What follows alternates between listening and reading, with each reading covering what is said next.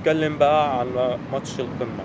جمهور الأهلي عندي ليه خبرين مش حلوين بخصوص القايمة بتاعة الفرقة. أول خبر، محمد مجدي قفشة تعرض لإصابة نسبة كبيرة. محمد مجدي قفشة مستبعد من قائمة المباراة. الخبر التاني وهو يعني صدمة كبيرة جدا لجمهور الأهلي للأسف. شيكابالا مش هيكون متواجد في مباراة الزمالك والأهلي. يعني مفيش أحلى نهاية في الدنيا، مفيش شيكا هينهيها ولا شيكا هيختمها، مفيش. يعني احنا مصدومين طبعا من الخبر ده اكتر من خبر قفشة. قفشة ليه بدائل، في امام عاشور، في عمرو السولية، اي حد، انما شيكابالا مين يعني هيعوض مكان شيكابالا وروح شيكابالا وكوميديا شيكابالا والحاجات الكتيرة اللي على شيكابالا دي. فمعلش يعني رب ضارة نافعة. ممكن عدم وجود شيكابالا ده يكون نافع، مش حاسس اللي انا بقوله، بس ممكن يكون نافع للاهلي، مع ان عدم وجوده هيكون نافع للزمالك اكتر. بس اهو برضو طبعا اشرف بن شرقي ان شاء الله هيكون متواجد بنسبة كبيرة. علي معلول هيكون متواجد. لو هنتكلم على التشكيل، انا توقعاتي للتشكيل ممكن هيكون نفس الماتش اللي فات، لكن هيبقى فيه تغييرتين بس. التغييرتين هيكونوا في خط الدفاع. خلينا افكركم الاول بتشكيل الماتش اللي فات. الماتش اللي فات الاهلي بدأ بمحمد الشناوي، اكرم توفيق باك رايت، محمد هاني ورامي ربيعة سيرد باكات، وكان على الشمال كوكا، وكان قدام في احمد رضا، وكان في مروان عطية، وقدامهم كان حسين وامام ومحمد عبد الله وجراديسار. توقعاتي ان كولر هيغير بس اتنين. هيطلع اكرم توفيق ويخلي محمد هاني باك رايت، وهينزل مصطفى العش عشان يبقى هو ورامي ربيعة قلبين دفاع، وهيبدأ بكريم الدبيس مكان كوكا. تشكيلة مش وحشة، تشكيلة كويسة. ودي التشكيلة اللي أنا متوقعها، لكن أنا بتمنى تشكيلة تانية هتكون أفضل. يعني أنا شايف من وجهة نظري الماتش هيكون متقفل جدا على الأهلي. هيكون متقفل جدا علشان النادي الزمالك مؤخرا يعني عنده مشاكل كتير. عنده مشاكل في اوضه اللبس، عنده مشاكل اداريه، عنده مشاكل المدرب مش لسه جديد، مشاكل مع اللعيبه مش عارف يجدد لها. ففي مشاكل كتير. كمان هو تالت دوري، كمان هو اخر ماتش لعبه متعادل مع بتروجيت بالعافيه. اعتقادي ان بيسيرو مش هيضحي كمان، مش هيجازف كمان بماتش الاهلي. يعني لو خسر ماتش الاهلي هيكون الموضوع بالنسبه له خلاص، يعني الدنيا كده رايحة في داهية أكتر ما هي رايحة في داهية. فأنا اعتقادي إن هو هينزل يلعب على التعادل الماتش ده. اعتقادي هينزل يقفل خالص. كل لعيبة فريق الزمالك هتبقى في نص ملعبها، يعني هيلعب على المرتدات. جاب جون جاب ما جابش، هو مش خسران حاجة، هي كده خسرانة معاه. فأنا أتعادل وأضايق الأهلي وخسره نقطتين، وتبقى دي كمان في صالح بيراميدز. عشان لو بيراميدز فاز الماتش الجاي هيكون فارق عن الاهلي كمان ب3 نقط. ده حاطط ضغط على فريق الاهلي اكتر، ان هو عنده اللي يبكي عليه وعنده اللي يخسره وعنده منافسة على الدوري. انما الزمالك ما عندوش اللي يخسره، ما عندوش اللي يبكي عليه. اوريدي هي الدنيا كده خربانة.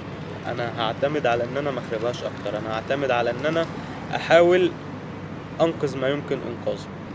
فبناء على الكلام ده، التشكيلة اللي هو انا متوقعها اللي انا قلتها من شوية، التشكيلة دي هيكون صعب، يعني خصوصا في وجود محمد عبد الله. محمد عبد الله لعيب كويس، لكن ده ماتش اهلي وزمالك، ماتش حساس، فانت محتاج تنزل تخلص الماتش من بدري. يعني التشكيلة دي مش هتبقى اللي هو مش هتخلص الماتش او مش هتعرف تجيب اجوان، لكن هتاخد معاك الماتش الحتت بعيدة، هتطول شوية على ما تجيب جون، هتفضل تعافر. ممكن المعافرة دي تكون بلا جدوى والماتش يخلص تعادل 0-0، وهيبقى انت اللي هتزعل مش الزمالك هيزعل. فانت علشان ما يحصلش الحاجة دي محتاج ان انت قدام شوية تقوي الدنيا اكتر من كده. فانا من رأيي او التشكيلة اللي شايفها الانسب لماتش زي ده ان هو محمد عبد الله يخرج. انت عندك 2 فراودة ما شاء الله، جراديسار ووسام ابو علي.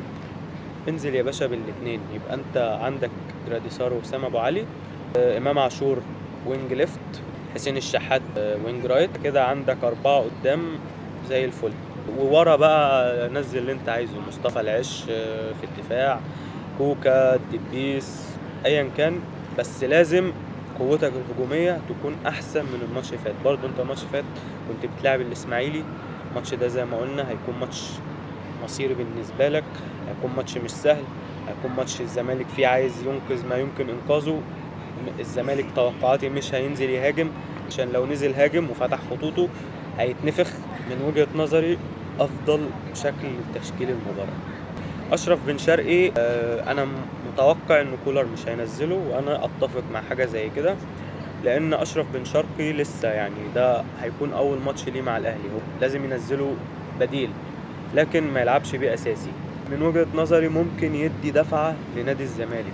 ازاي؟ ان هو نفسيا انت بقى ده اللعيب الجديد اللي انتوا خدتوه مننا ومش عارف ايه، لا ده احنا يعني هنبقى دي بالنسبة لنا حافز، ان هو احنا عايزين نكسب الماتش ده علشان نوري انه اللاعب اللي انت خدته مننا والكلام ده كله والصفقة وهو راح عشان الفلوس والكلام اللي هم بيقعدوا يقولوه ده، وان احنا هنكسب في الاخر وبنكسب في الاخر.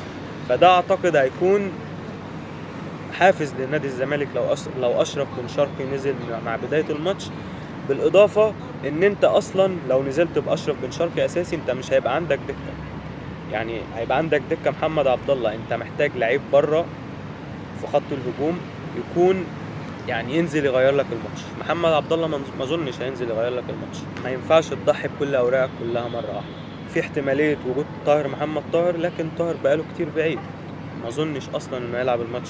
اخر حاجه عايز اتكلم عليها علي معلول، اعتقد ان شاء الله بنسبه كبيره هيبقى موجود في القائمه، يعني هو اكيد مش هيلعب اساسي، لكن انا متوقع ان علي معلول هيكون ليه دور في المباراه. يعني النتيجه لو الاهلي لعب بالتشكيله اللي انا احب ان الاهلي يبدا بيها، اللي هي باتنين فراوده جراديسار واسامه ابو علي، انا اتوقع ان الماتش ده ممكن يخلص 3-4 مستريح.